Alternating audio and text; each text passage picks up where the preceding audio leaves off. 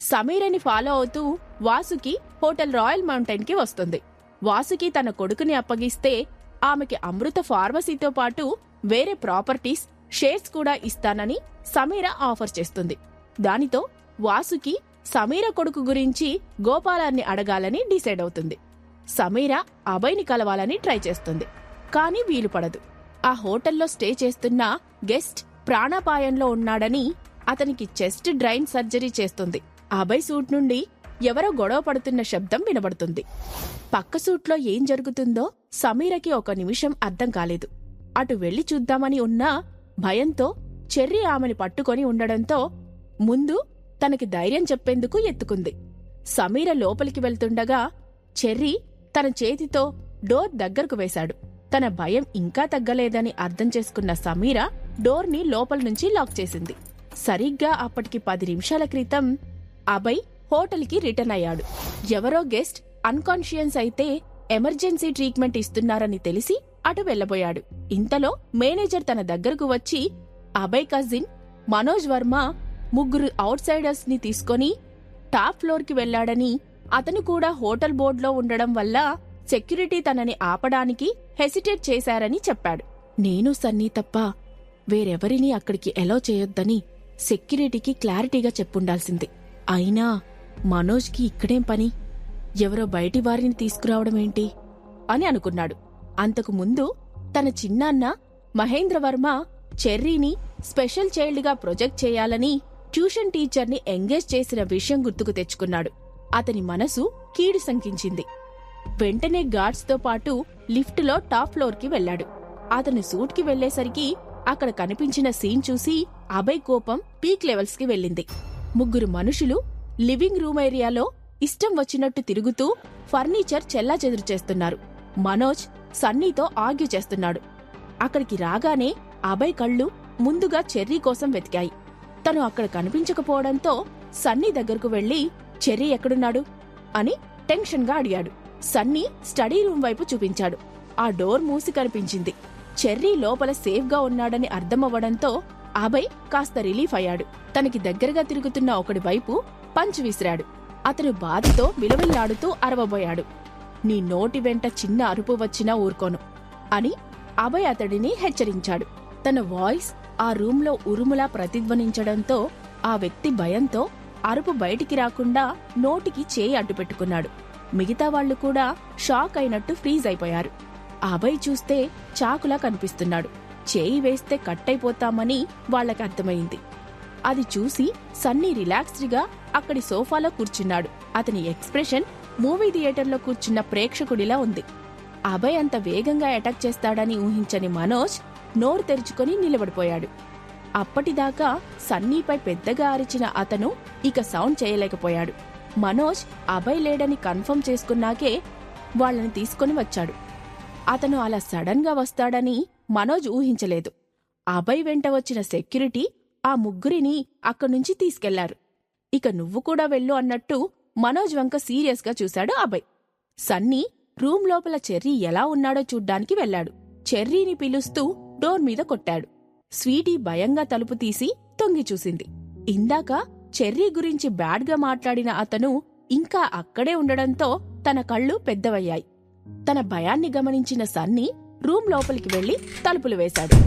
మరేం పర్లేదు చెర్రీ, భయపడకు, డాడీ వచ్చేశాడుగా, ఆ రౌడీలను సెక్యూరిటీ వాళ్లు తీసుకెళ్లిపోయారు అని ధైర్యం చెప్తున్నట్టు అన్నాడు. మరి అతను? లివింగ్ రూమ్ వైపు చేయి చూపిస్తూ అంది స్వీటీ. ఎవరు? మనోజ్ గాడా? ఏడ్చాడు. వాడికి అంత సీన్ లేదు. అక్కడ ఉంది ఎవరనుకున్నావ్? మీ డాడీ అభయ్. తను కలరి మార్షల్ ఆర్ట్స్ లో స్పెషల్ ట్రైనింగ్ తీసుకున్నాడు. ఇలాంటి ఓ 10 మంది మీ డాడీ ఒంటి మీద చేయి కూడా వేలేరు. ఇంతకీ నీకు కలరిపయట్టు, అదే కలరి అంటే తెలుసా అని అడిగాడు సన్నీ. తెలియదన్నట్టు స్వీటీ తల అడ్డంగా ఊపింది. అది కేరళలో ఎన్నో 100 ఏళ్ల క్రితం నుంచి ఉన్న మార్షల్ ఆర్ట్, కుంఫూకి బాబులాంటిదన్నమాట అని కుంఫూ చేస్తున్నట్టు ఫోర్స్ పెట్టాడు సన్నీ. తనని అలా చూసి స్వీటీకి నవ్వు వచ్చింది. కుంఫూ పాండా అని అంటూ తను చూసిన పాండా మూవీ స్టిల్ని ఇమిటేట్ చేసింది. స్వీటీలో భయం తగ్గడంతో సన్నీ తనని ఎత్తుకొని టేబుల్ మీద కూర్చోపెట్టాడు. వాళ్ళంతా ఇక్కడికి ఎందుకు వచ్చారు అని అడిగింది స్వీటీ. ఆ రోజు నువ్వు గ్రానీని మెట్ల మీద నుంచి తోసేశావని ఇంట్లో అందరూ గొడవ చేశారుగా. అభయ్ అన్నయ్య 6 ఏళ్ల క్రితం నిన్ను ఇంటికి తెచ్చింది మొదలు తనని వాళ్లు ఏదో విధంగా ఇబ్బంది పెడుతూనే ఉన్నారు. తన నుంచి నిన్ను దూరం చేయాలన్నదే వాళ్ల ప్లాన్. కాని అన్నయ్య నీకోసం వాళ్లందరితో ఫైట్ చేస్తూనే ఉన్నాడు అని అన్నాడు. పాపం చెర్రీ, చిన్నప్పటి నుంచి అందరూ తనని గేలి చేసి ఎంత ఏడిపించి ఉంటారో. అమ్మ ఎక్కువ నిద్రపోతుంది, బిజీగా ఉంటుంది అనే కాని నేను ఎప్పుడూ ఇలాంటి గొడవలు చూసిందే లేదు అని అనుకుంది. స్వీటీ ముఖం చిన్నబోవడం గమనించిన సన్నీ, నో ప్రాబ్లం, అన్నయ్య డాక్టర్ మీరా గుప్తా అపాయింట్మెంట్ కోసం చూస్తున్నాడు. ఆమె వచ్చి గ్రానీకి సర్జరీ చేస్తే తను లేచి కూర్చుంటుంది. నీవల్ల ఏ తప్పు జరగలేదని చెప్తుంది. దానితో అందరి నోళ్ళు మూతపడతాయి అని అన్నాడు. సన్నీ చెప్తుంది విని స్వీటీ ఆశ్చర్యపోయింది. డాక్టర్ మీరా గుప్తానా? అంటే అమ్మ తన వల్ల చెర్రీ ప్రాబ్లం సాల్వ్ అవుతుందా? నేను అర్జెంటుగా చెర్రీకి ఈ విషయం మెసేజ్ చేయాలి అని అనుకుంది.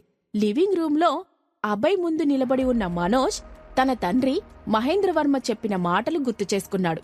ఎవరో దిక్కుమొక్కులేని అనామకుడిని వారసుడిగా గుర్తించడం మాకెవరికీ ఇష్టం లేదు. ఆ పిల్లోడు కళ్ల ముందు ఉన్నంతకాలం అభయ్ మారడు. చెర్రీని ఏదో విధంగా ఇక్కడికి తీసుకురా. వేరే ఎవరికన్నా వాడి రెస్పాన్సిబిలిటీ అప్పచెప్దాం.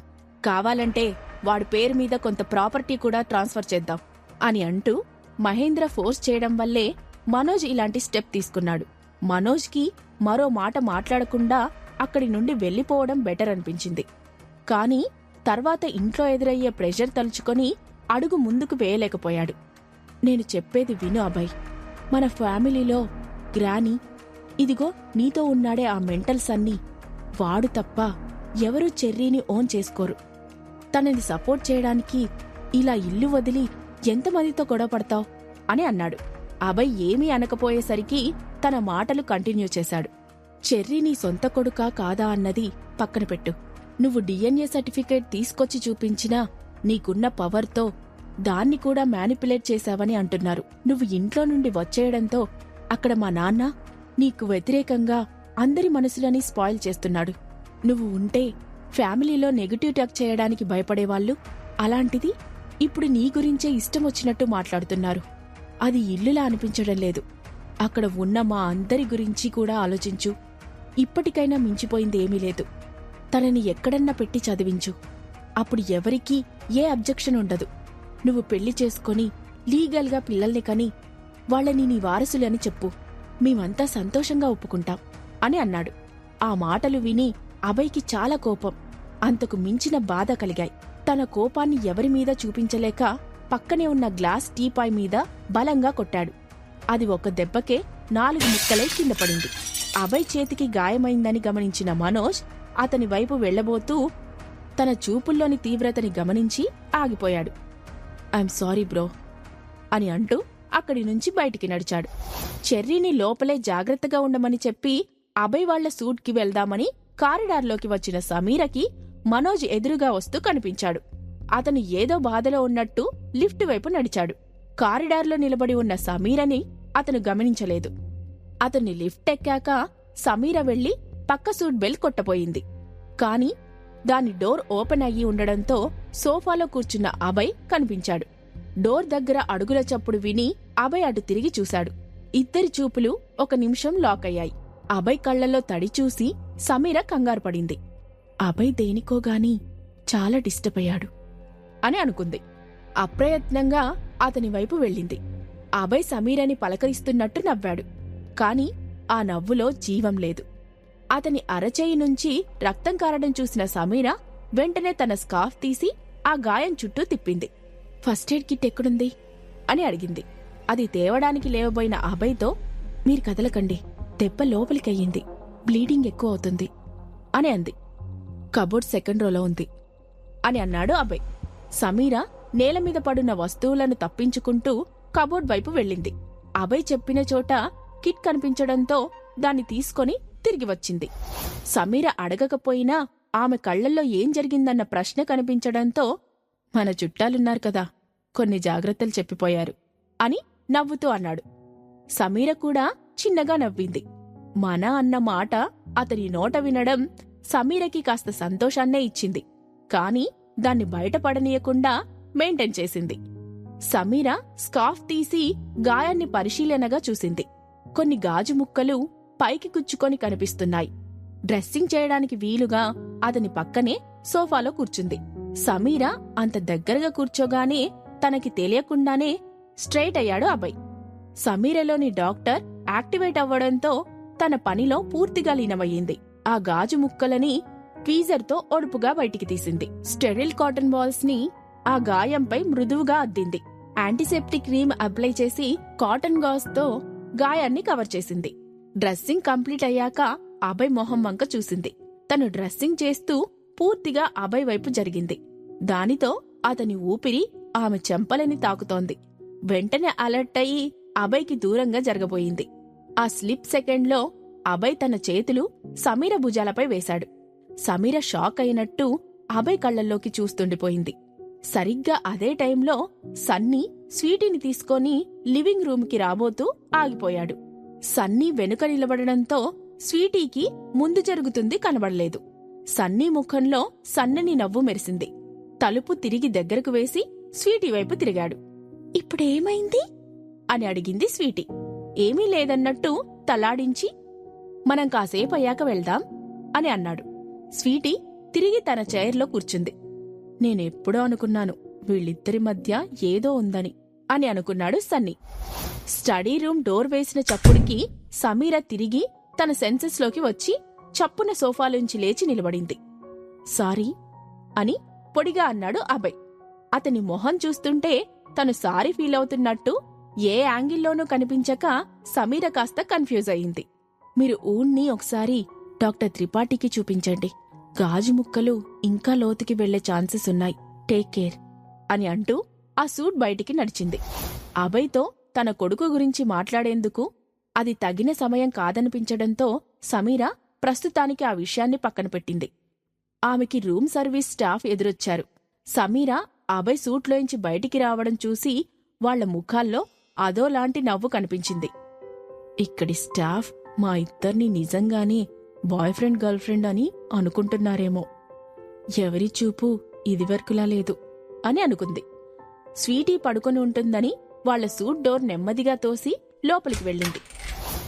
గోపాల్ ఇంట్లో వాసుకి తన రూంలో అటూ ఇటూ పచార్లు చేస్తోంది. పద్మ బెడ్పై కూర్చొని కూతురి వంక చూస్తూ, అయితే ఇప్పుడు ఏమంటావ్? సమీరకి దాని కొడుకుని అప్పగించి బదులుగా అమృత ఫార్మసీ తీసుకుందామనా నీ ఆలోచన అని అంది పద్మ. అవునమ్మా, వాడు ఎవరి దగ్గర పెరిగితే మనకేంటి అని ఇన్నాళ్ళు ఆ మ్యాటర్ సీరియస్గా తీసుకోలేదు. నాన్న వాడిని ఎవరికో ఒకరికి పెంచుకోవడానికి ఇచ్చే ఉంటాడు కదా. వాళ్ల దగ్గర్నుంచి వాడిని తిరిగి తెచ్చి సమీరకి అప్పచెబితే తను నాకు అమృత ఫార్మసీతో పాటు వేరే ప్రాపర్టీస్, షేర్స్ కూడా ఇస్తానని ప్రామిస్ చేసింది. నువ్వే చెప్పు, అది ఎంత మంచి ఆఫర్. లైఫ్ సెటిల్ అయిపోతుంది కదా అని అంది. నువ్వు చెప్పేది నిజమే కాని అని అంటూ ఆగింది పద్మ.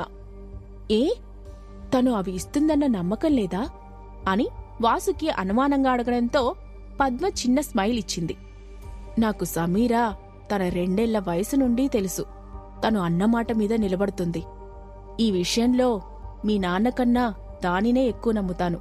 కాని అది స్టార్లా మెరవాల్సిన నిన్ను మేఘన్లా కమ్మేసి నువ్వు అన్నింటిలో తనకన్నా ఇన్ఫీరియర్ అని నాకు అనుక్షణం గుర్తు చేస్తూనే ఉంటుంది. అందుకే అది నాకు నచ్చదు అని చిన్నగా అంది. తరువాత వంటగదిలో పని చూసేందుకు పద్మ అటువైపు వెళ్ళింది. సమీర కొడుకు విషయంలో గోపాల్ మీద తనకున్న అనుమానాలను పద్మ కూతురి దగ్గర ఏనాడూ ఓపెన్గా ఎక్స్ప్రెస్ చేయలేదు. ఈయన సమీర కొడుకుని ఎవరికన్నా పెంచడానికి ఇచ్చి ఉంటాడని వాసుకి ఊహిస్తోంది. అలా జరిగి ఉంటే మంచిదే కాని ఖచ్చితంగా అలాగే జరిగిందని అనుకోలేము అని ఆలోచిస్తూ వంట చేసే పనిలో పడింది. ఎన్నడూ లేనిది తనకి సాయం చేయడానికి వాసుకి వంటగదిలోకి వచ్చింది. అమ్మా, కూరగాయలేమన్నా కట్ చేయమంటావా అని అడిగింది. తన నుంచి ఏదన్నా స్పెషల్ హెల్ప్ కావాలంటేనే వాసుకి అలాంటి ఆఫర్స్ చేస్తుందని తెలిసిన పద్మ కూరగాయల సంగతి నేను చూస్తాను కానీ నీకేం కావాలి అది ముందు చెప్పు. మీ నాన్న దగ్గర నన్ను ఇరికించే ప్రయత్నాలేమీ చేయడం లేదు కదా అని అంది. అది సమీర కొడుకు గురించి నువ్వే నాన్నని అడగాలమ్మా. నేను అడిగేది డాడీకి నచ్చదు కనుక వెంటనే కసురుకుంటాడు. ఈ డీల్ వల్ల మనకొచ్చే లాభం తనకి క్లియర్గా ఎక్స్ప్లెయిన్ చేసే టైం ఇవ్వడు. అదే నువ్వు స్టార్ట్ చేశావనుకో పక్కన్నుంచి నేను అందుకుంటాను. మనిద్దరం కలిసి డాడీని రిక్వెస్ట్ చేద్దాం అని అంది. అది విన్న పద్మ ఆలోచనలో పడింది. ఆ ఇద్దరూ కలిసి గోపాలాన్ని కన్విన్స్ చేయగలుగుతారా? తన చేతికి డ్రెస్సింగ్ చేసిన సమీర గురించి అభయ్ ఏమనుకుంటున్నాడు? సమీరని కోడలిగా ఇంటికి తీసుకెళ్దామని డిసైడ్ అయిన రావుగారు చేసే కొత్త ప్రయత్నమేమిటి? ఈ ప్రశ్నలకు సమాధానాలు తెలుసుకోవాలంటే నెక్స్ట్ ఎపిసోడ్ వినాల్సిందే.